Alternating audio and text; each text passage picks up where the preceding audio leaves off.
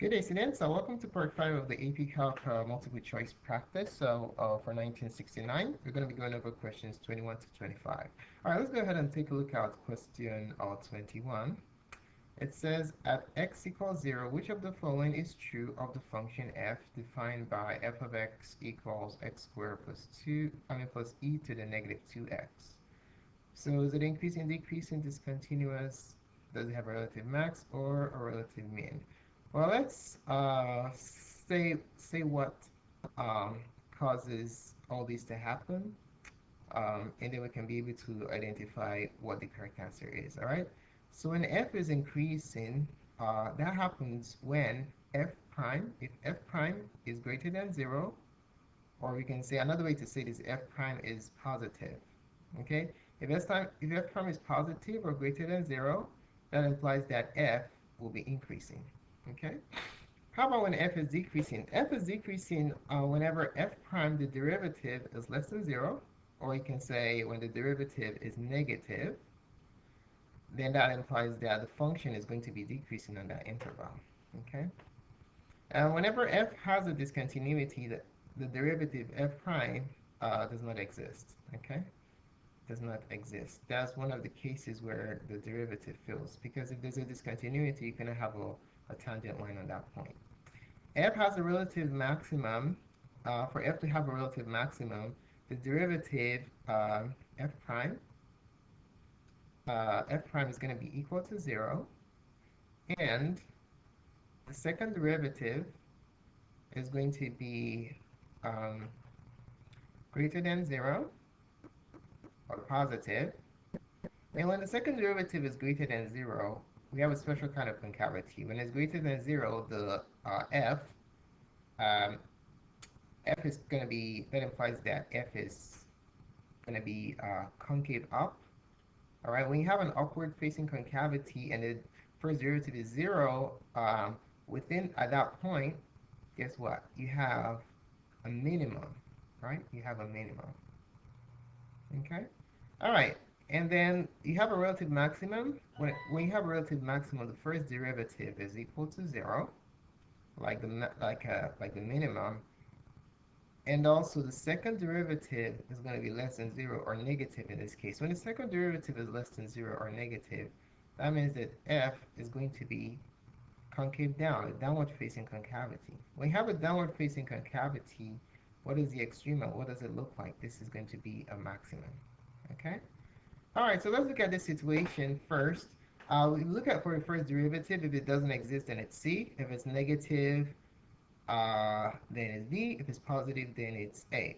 If it's equal to 0, then we're going to look at the second derivative and see if it's a upward facing or downward facing concavity and determine the right answer. All right, so let's focus on the first derivative first and see if any of these meet the criteria. All right, so let's extract the function f of x equals x squared plus e to the negative 2x. Okay, all right, so the first derivative f prime of x, using the power rule for the first one, is 2x squared minus 1. And then we have to be careful here. To differentiate this, we have to make use of the chain rule, okay? Because we have a composition of two functions. An exponential function is the outer function, and a linear function is the inner function, okay? So plus negative 2, negative, wait a minute. If we want to differentiate e to the x, take that out. I kind of skipped ahead.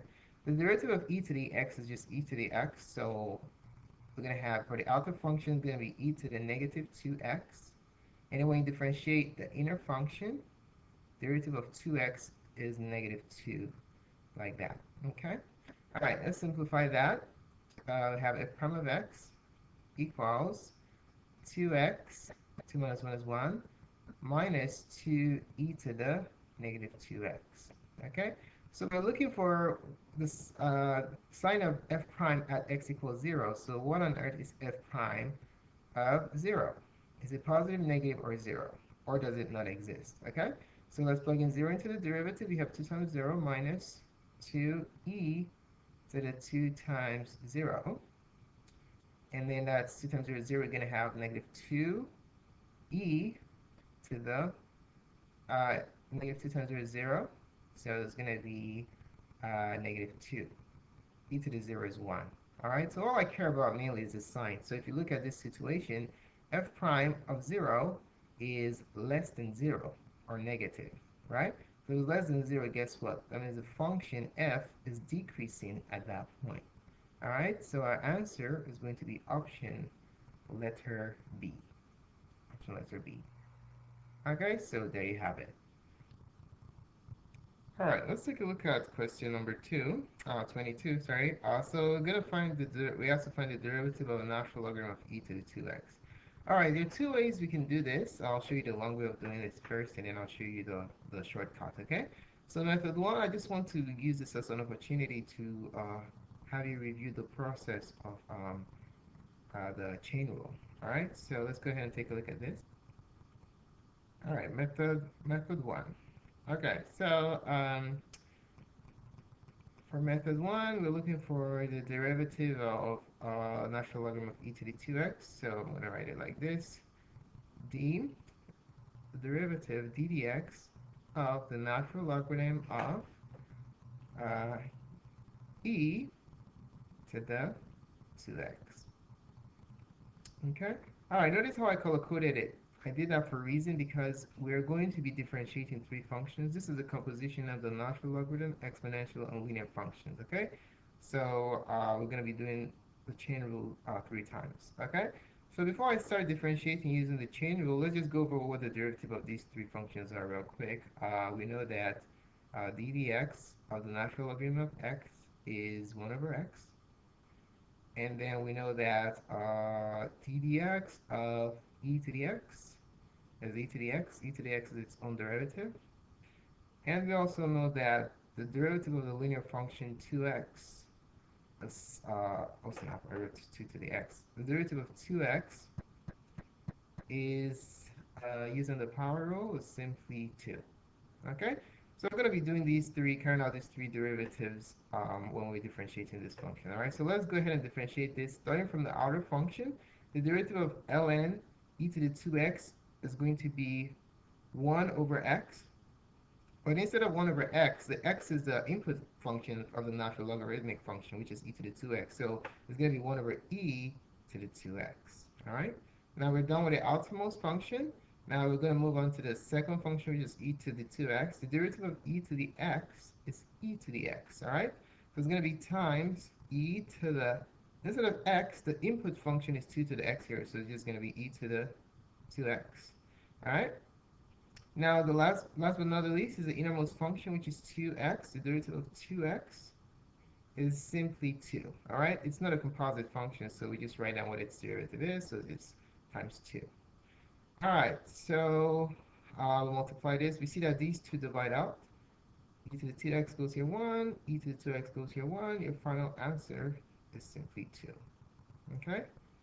All right. Now, let's go ahead and use a different method for this. Method 2. Method 2 requires you remember your properties of logarithm, mainly the inverse property of logarithms. Okay? So, what am I talking about? You have to remember that you gotta remember this property that ln e to the x is simply x. Imagine these two are inverse functions and they cancel each other out, so you just basically have the power. All right? Okay, so let's apply that to this problem. So can I simplify this derivative? D dx, let's write that again.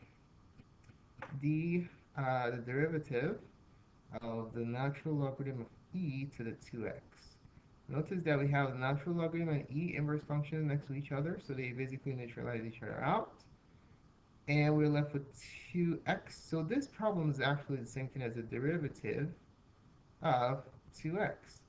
All right, and we can simply apply the power rule here, and then it's going to be, because it's like 2 to the 1, I mean 2x to the 1, so it's just simply going to be 2. All right, so there goes your derivative. You can see that method 2, if you knew this property, is much quicker than method 1, where we had to differentiate 3 times. All right, so the answer is option E. All right, let's move along to 23. It says the area of the region bounded by the curve y equals e to the 2x um, the x-axis, the y-axis, and the line x equals 2 is equal to. So let's assume that we don't know what this function looks like. Well, ideally, you should know what it looks like. This is e to the 2x.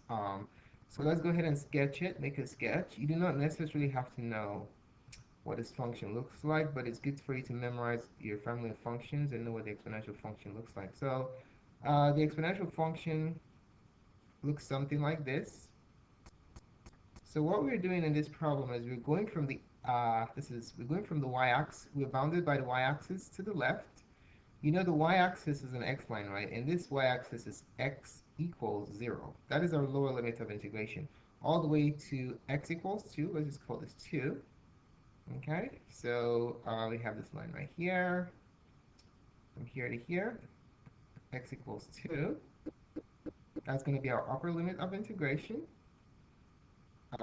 And then bounded above by the function. This is the function above. Y equals f of x. And then we're bounded beneath by the x-axis, which is basically the line y equals 0. Okay? All right, so we're bounded by these four lines. So how do we set up our integral? So our integral is pretty easy. We're just going to write this as the area is the integral from 0 to 2. So we're subtracting f of x from 0, right? So we don't need the 0 because f of x minus 0 is simply 0. So of the function is e to the 2x dx. Okay, so this is the integral that represents the area of this bounded region right here. Okay, so this is basically our a.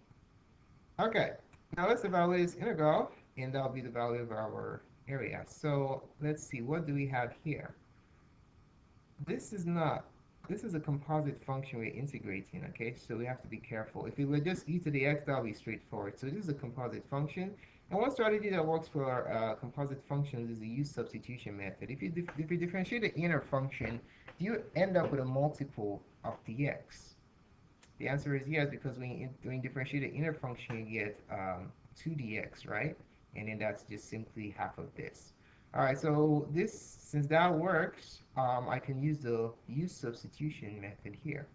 All right, so to do that, I'll set the inner function, u.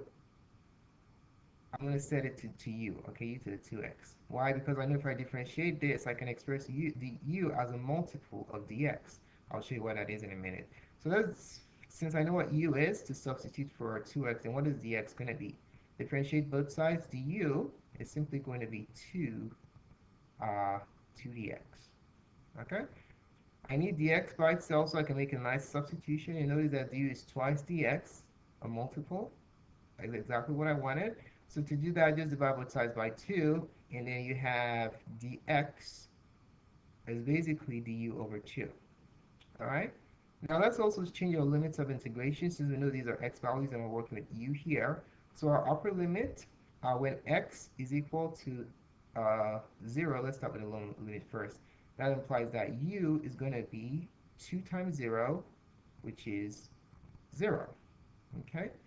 And then when x is the upper limit 2, u is going to be twice that, 2 times 2, which is 4. All right, so a new integral, which you can integrate with ease, is going to be from u equals 0 to u equals 4 of e to the u. Now, we've got to be careful here. dx is not du. dx is du over 2. So we're going to replace that with du over 2. Okay? All right. Now, let's rewrite this. I can write this as factor of the constant, 1/2 of an antiderivative from 0 to 4 of e to the u du. Now, we know that the integral of e to the u is just e to the u, right? So this is going to be 1/2 times e to the u evaluated from 0 to 4. Okay? So now, using FTC part 2, we just plug in the upper limit of integration into the u, which is 4, minus the lower limit into the u, which is 0. Okay? And then we have 1/2 times e to the 4 minus 1. Okay, let me see which one does this match. I'm going to distribute. All right, so let's distribute 1/2 in here. So we're going to have e to the fourth over 2 minus 1/2. All right, so that goes the answer. Answer is option C. All right. All right, let's take a look at question 24. It says if sine x equals e to the y and 0 is less than x, x is less than pi, what is dy dx in terms of x? Okay, so we have sine x. I'll write it again. We have sine x equals e to the y. So we're looking for dy dx solved explicitly in terms of x. All right, so I'm going to go ahead and show you two methods of solving this problem, and then whichever one you like the best, you can use, okay? Method one requires you to remember your properties of logarithms, so let's keep that in mind. All right, so method one,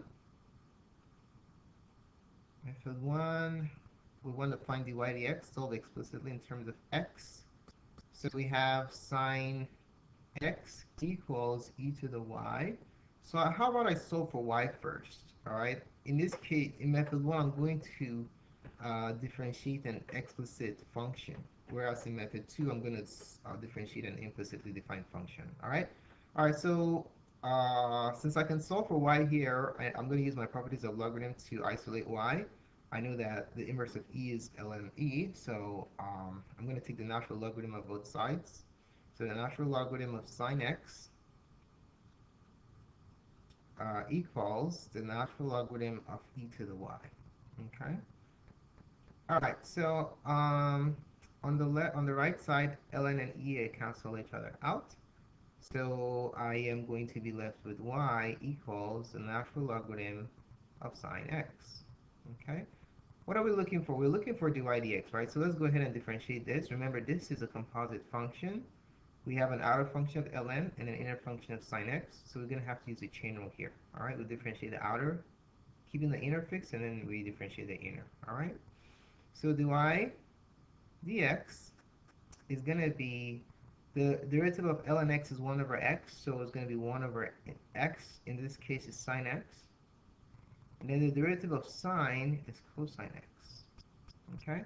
All right, so that yields dy dx equals cosine x over sine x. And using the quotient property, quotient identities, trig identities, cosine over sine is cotangent, cot x. Okay? All right, so there goes the answer. Answer is option letter C. All right, let's go ahead and use method two. Method two is, I'm going to use implicit differentiation here.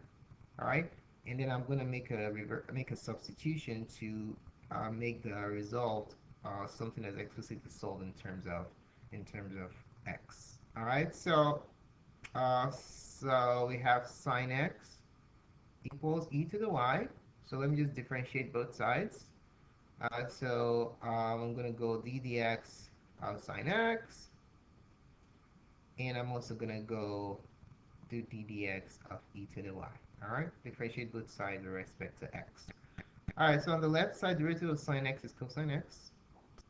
Dx just becomes 1. And then here, derivative of e to the y is e to the y dy dx. Okay? To isolate e to the y here, what we're going to do is divide both sides.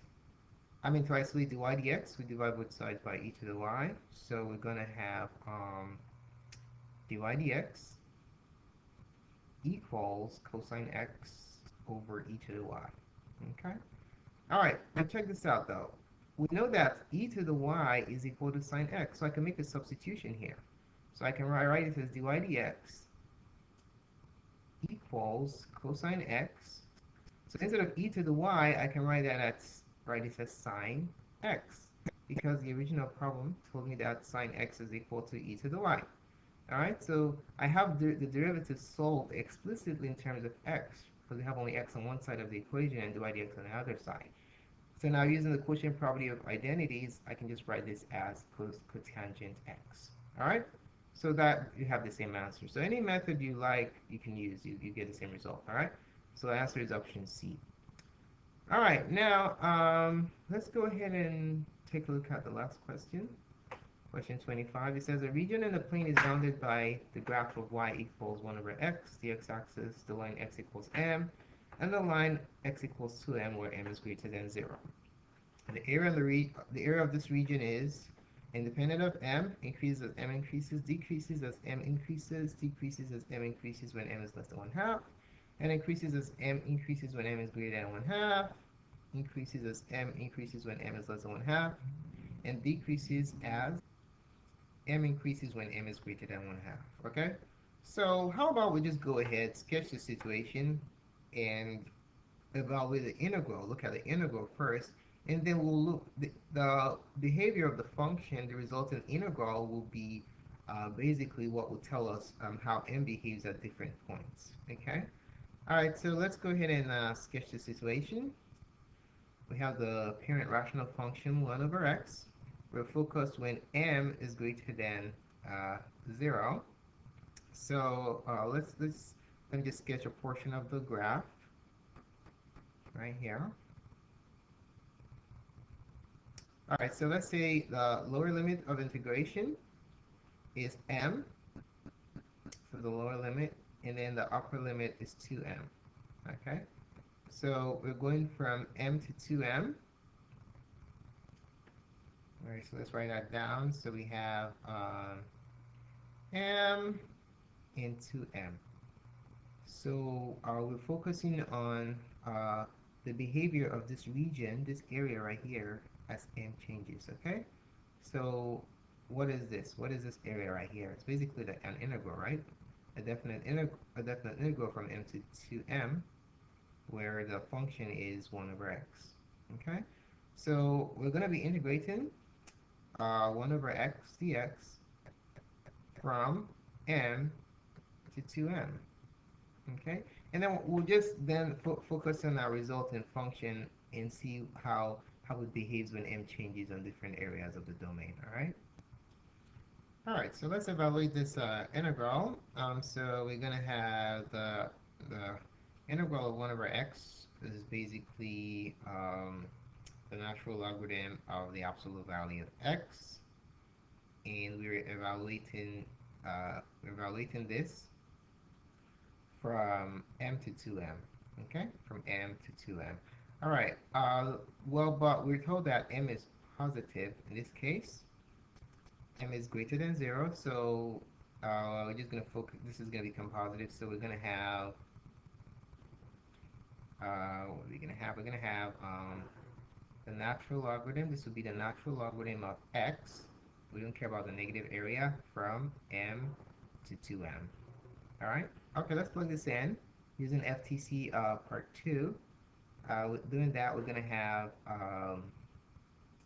the natural logarithm of the upper limit, which is 2m, minus the natural logarithm of the lower limit, which is m.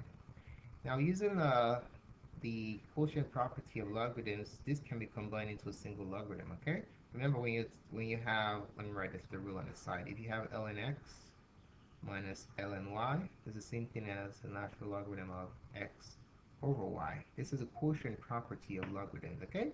And we can apply that here to simplify our area further. So this is going to be the natural logarithm of 2m divided by m. And the m's divide out, you just have the natural logarithm of 2 as your area.